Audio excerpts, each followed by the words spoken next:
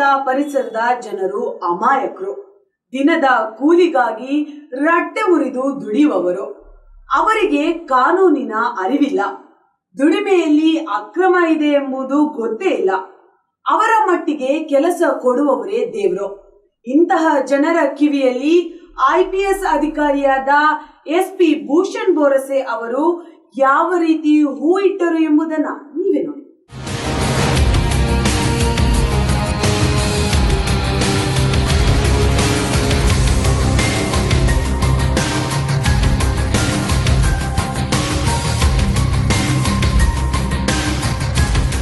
ಗ್ರಾಮಾಂತರ ವ್ಯಾಪ್ತಿನಲ್ಲಿ ಇರುವ ಮೂಲರ್ ಪಟ್ಟಣ ಈ ಗ್ರಾಮದಲ್ಲಿ ಒಂದು ದುರ್ಘಟನೆ ಆಗಿದೆ. ಇವತ್ತು ಒಂದು 26 ವರ್ಷದ ಹುಡುಗ ನೀರಲ್ಲಿ ಮುಳುಗಿ ಅವರು ತೀರೋಗಿದ್ದಾರೆ. ಈ ವಿಚಾರದಲ್ಲಿ ಗ್ರಾಮಸ್ಥರು ಆಪಾದನೆ ಇದೆ ಪೊಲೀಸರು ರೇಡ್ ಮಾಡುವಾಗ ಅವರ ನಿರ್ಲಕ್ಷ್ಯದಿಂದ ಈ ಘಟನೆ ಉಂಟಾಗಿದೆ. ಇದರ ಬಗ್ಗೆ ಈ ವಿಕ್ಟಿಮ್ ಫ್ಯಾಮಿಲಿಗೆ ಏನು ಕಂಪೆನ್ಸೇಷನ್ ಸಿಗ್ಬೋದು ಅದು DC ಸಾಹೇಬ್ರ ಜೊತೆಗೆ ರಿಕ್ವೆಸ್ಟ್ ನಾನು ಮಾಡಿದ್ದೀನಿ. ಅದಕ್ಕೆ ಒಂದು ಪ್ರಯತ್ನ ಆಗುತ್ತೆ ಮತ್ತು ಪೊಲೀಸರದ್ದು ನಿರ್ಲಕ್ಷ್ಯ ಇದೆ ಅಥವಾ ಇಲ್ಲ ಇದು ಪರಿಶೀಲನೆ ಮಾಡೋಕ್ಕೆ ಒಂದು IPS ರ್ಯಾಂಕ್ ಆಫೀಸರಿಂದ ಒಂದು ಎನ್ಕ್ವೈರಿ ನಾನು ಮಾಡಿಸ್ತೀನಿ ಮತ್ತು ಅದರಲ್ಲಿ ತಪ್ಪುಕೊಂಡು ಬಂದರೆ ಅವ್ರು ತಪ್ಪಿಸ್ತರ ಮೇಲೆ ಖಂಡಿತವಾಗಿ ನಾವು ಕ್ರಮ ತಗೋತೀವಿ. ಪಬ್ಲಿಕ್ಕಿಂದ ಇದೇ ಊರದವು ಪಬ್ಲಿಕ್ಕಿಂದ ಫೋನ್ ಬಂತು, ಇಲ್ಲಿ ಯಾವುದೇ ಪರ್ಮಿಷನ್ ಇಲ್ಲ, ಇಲ್ಲಿ ಮರಳು ತೆಗಿತಾ ಇದ್ದಾರೆ, ನಮಗೆ ತೊಂದರೆ ಆಗ್ತಾಯಿದೆ, ನಮ್ಮ ರೋಡ್ ಕೆಟ್ಟದು ಆಗ್ತಾಯಿದೆ ಅಂತ ಮಾಹಿತಿ ಬಂತು. ಮರಳ ವಿಚಾರದಲ್ಲಿ ಚೆಕಿಂಗ್ ಮಾಡೋಕ್ಕೆ ಇಲ್ಲಿ ಅಧಿಕಾರಿ ಮತ್ತು ಸಿಬ್ಬಂದಿಗಳು ಬಂದಿದ್ದಾರೆ. ಈಗ ಎಕ್ಸಾಕ್ಟ್ಲಿ ಘಟನೆ ಏನಾಗಿದೆ ಅದು ನಾವು ಇಲ್ಲಿ ಗ್ರಾಮಸ್ಥರ ಜೊತೆಗೆ ಅಲ್ಲಿ ಯಾರು ಪ್ರತ್ಯಕ್ಷದರ್ಶಿ ಯಾರಿದ್ದಾರೆ ಅವರ ಜೊತೆಗೆ ಕೂಡ ಮಾತಾಡ್ತೀವಿ. ವಿಲ್ ಲೈಕ್ ಟು ಹ್ಯಾವ್ ಭವಿಷ್ಯದಲ್ಲಿ ಈ ಥರ ಯಾವುದೇ ಘಟನೆ ಉಂಟಾಗಬಾರ್ದು. ಮತ್ತು ಜನಸಾಮಾನ್ಯರಲ್ಲಿ ಕೆಲವು ಸಲ ಏನಿರುತ್ತೆ ಪೊಲೀಸ್ ಬಂದ ತಕ್ಷಣ ಓಡೋಗೋದು ಒಂದು ಭಯ ಇರುತ್ತೆ. ದಯವಿಟ್ಟು ಆ ಥರ ಭಯ ಇಟ್ಕೋಬಾರ್ದು. ಯಾರಿಗೆ ಅಮಾಯಕರು ಇರ್ತಾರೆ ನಾವು ಅವರಿಗೆ ಏನು ಕ್ರಮ ತಗೊಳ್ಳಲ್ಲ ಅಥವಾ ಅಪೀಲ್ ಮಾಡೋಕ್ಕೆ ಯಾವಾಗಲೂ ಹಿರಿಯ ಅಧಿಕಾರಿಗಳು ಇರ್ತಾರೆ ಇನ್ನು ಮುಂದೆ ಕೂಡ. ಮತ್ತು ನಮ್ಮವರು ಕೂಡ ಇನ್ನು ಮುಂದೆ ಹೋಗಬೇಕಾದ್ರೆ ಸ್ವಲ್ಪ ಕೇರ್ಫುಲ್ ಆಗಿ ಹೋಗಬೇಕು ಅಂತ ಏನೇನು ಸೂಕ್ತ ಕ್ರಮ ತಗೋಬೇಕು ಅದು ಕೂಡ ನಾವು ನಮ್ಮ ಇಲಾಖೆದವರಿಗೆ ನಿರ್ದೇಶನ ನೀಡ್ತೀವಿ.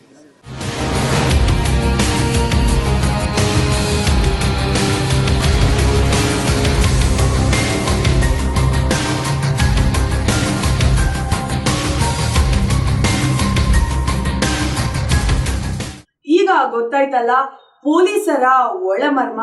ತನ್ನ ಅಧೀನ ಅಧಿಕಾರಿಗಳು ವಿವೇಚನೆ ಇಲ್ಲದೆ ವರ್ತಿಸಿದ್ದಾರೆ ಎಂಬುದು ಗೊತ್ತಿದ್ರೂ ಅವರು ರಕ್ಷಿಸುವ ಉದ್ದೇಶದಿಂದಲೇ ಹಿರಿಯ ಅಧಿಕಾರಿಗಳಿಂದ ತನಿಖೆ ನಡೆಸುವ ಭರವಸೆಯನ್ನು SP ನೀಡಿದ್ದನ್ನೇ ಪರಮ ಪ್ರಸಾದ ಎಂಬಂತೆ ಸ್ವೀಕರಿಸಿದ ಜನರು ಎಂತಹ ಅಮಾಯಕರಿರಬೇಕು. ಪೊಲೀಸರ ಕೈಗೆ ಸಿಗುವುದಕ್ಕಿಂತ ಈಜು ಗೊತ್ತಿಲ್ಲದಿದ್ದರೂ ನದಿಗೆ ಹಾರುವುದು ಲೇಸು ಎಂದು ಭಾವಿಸಿದ ಮೃತ ಯುವಕನ ತಲೆಯಲ್ಲಿ ಪೊಲೀಸರ ಬಗ್ಗೆ ಎಂತಹ ಭಯವಿದ್ದಿರಬೇಕು ಅಲ್ಲವೇ?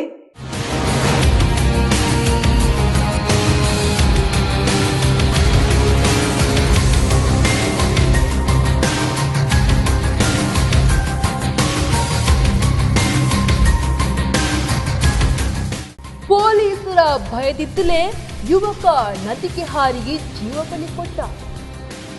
ಅದು ಗೊತ್ತಿದ್ದು ತನಿಖೆಯ ಜವಾಬ್ದಾರಿಯನ್ನ ಅದೇ ಇಲಾಖೆಯ ಅಧಿಕಾರಿಗಳಿಗೆ ವಹಿಸುವುದಾದರೆ ಬಲಿಯಾದ ಯುವಕನಿಗೆ ನ್ಯಾಯ ಒದಗಿಸಲು ಸಾಧ್ಯವಿದೆಯೇ? ತಪ್ಪು ಮಾಡಿದ ಅಧಿಕಾರಿಗಳನ್ನ ಶಿಕ್ಷಿಸಬೇಕು ಎಂಬುದು ನಮ್ಮ ಉದ್ದೇಶವಲ್ಲ.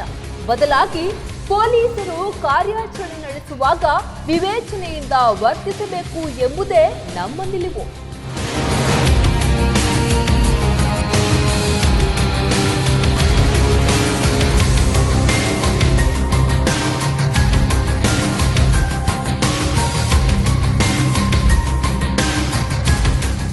ಇಡೀ ಪ್ರಕರಣದಲ್ಲಿ ಪೊಲೀಸರೇ ತಪ್ಪಿತಸ್ಥರಾಗಿರುವುದರಿಂದ ಆ ಇಲಾಖೆಯಿಂದ ಹೊರತುಪಡಿಸಿದ ನ್ಯಾಯಾಂಗ ತನಿಖೆ ನಡೆಯಬೇಕಾಗಿರುವುದು ಅಗತ್ಯ.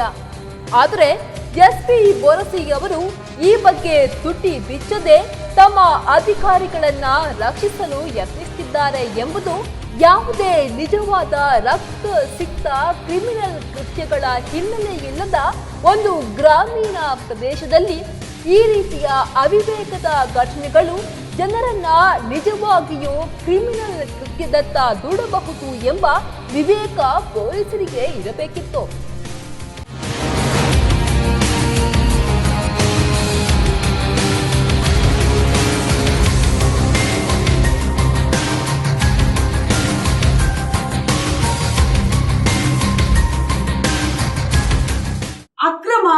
ಮರಳುಗಾರಿಕೆ ಕಾನೂನು ಬಾಹಿರ ಕೃತ್ಯ ಎಂಬುದು ನಿಜ. ಆದ್ರೆ ಅದು ಒಬ್ಬ ವ್ಯಕ್ತಿಯ ಜೀವ ಬಲಿ ಪಡೆದುಕೊಳ್ಳಬೇಕಾದ ಕೃತ್ಯವೇನಲ್ಲ.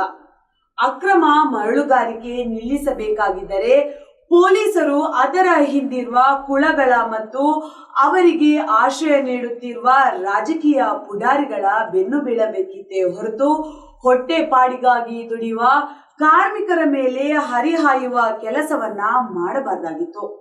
ಇದು ಈ ವಾರದ ಲೇಟೆಸ್ಟ್ ನ್ಯೂಸ್ ಪ್ರೊಡಕ್ಷನ್ ನ ಸ್ಪೆಷಲ್ ಕ್ರೈಮ್ ಎಪಿಸೋಡ್ ಎನ್ಕೌಂಟರ್.